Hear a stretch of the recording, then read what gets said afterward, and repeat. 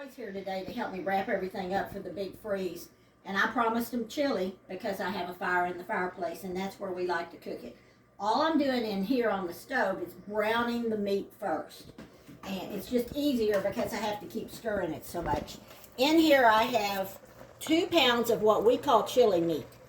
Chili meat is bigger. It's more like that big instead of all ground up. I have 2 pounds of hamburger, and I have about 1/4 of a pound of pan sausage because we had sausage biscuits this morning. You could also put more sausage in here. So I'm going to brown this up, and then after it gets pretty brown, I'm going to put the onions in. Look at these wonderful onions. This is really just one giant onion. I'm going to put this in here so we can get this cooking. The actual recipe that I kind of made this up from calls for a bell pepper, but I didn't have one, and lots of times I don't use it. Now you could put some garlic in here. I'm not crazy about garlic and in this kind of venue, but I'm going to saute these some more and get these kind of cooked down, and then we'll come back, put the rest of the spices in, and get it on the fireplace. Okay, I'm ready to put the spices in now, or the seasonings. I'm going to put some salt. I've already put a little bit of this. This is coarse salt. I ground up some pepper. I'll be putting more of this in all day long. Here's some oregano, maybe a teaspoon. Chili powder, a lot of chili powder, probably a good 2 tablespoons to start with. I'll be cooking it, tasting this all day long. This is cumin, which is my favorite. I'm gonna put a good tablespoon of that. Put a little seasoned salt. If you have paprika, which I couldn't find mine, I guess I've got some, you could put paprika in here. Then I'm going to add just 1 can of tomato sauce. You could use tomato paste if you wanted. That'd make it a lot deeper tomato taste. Chili for us is meat. We don't put beans in it. I do occasionally, but to start with, we don't put beans in it. If you did, you would want to use pinto beans or black beans. But anyway, got that going. Now I'm going to add, first I'm going to rinse this out to make sure we get all that out. And then I'm going to add water. That much water. That may seem like a lot of water, but this is going to cook on the fireplace for probably 3-4 hours.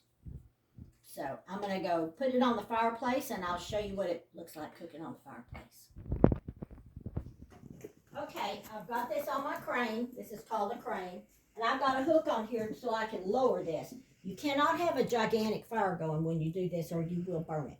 And you're going to have to watch it all day long. So I'm going to put this right in here, close to the fire.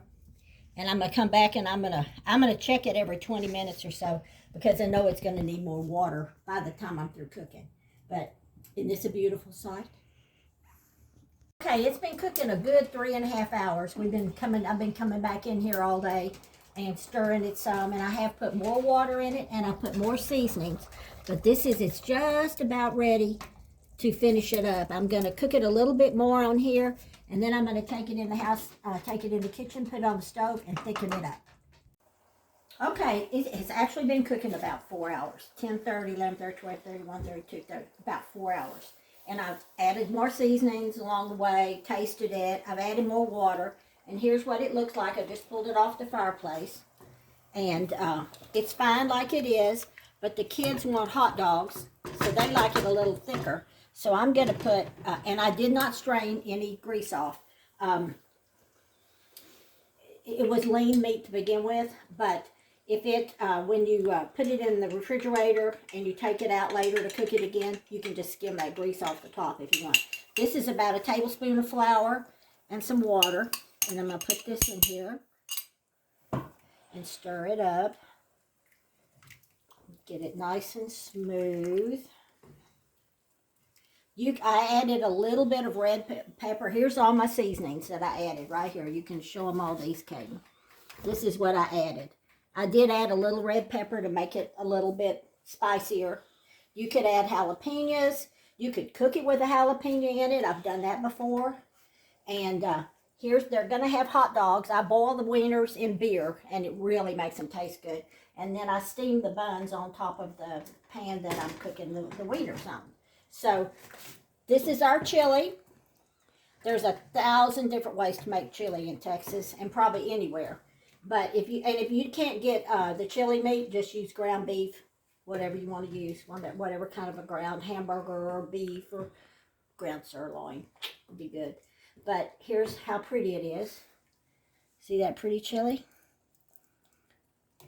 I hope you can try this. You don't have to have a fireplace. It just really adds a lot of flavor. Just do it on your stove and stay warm.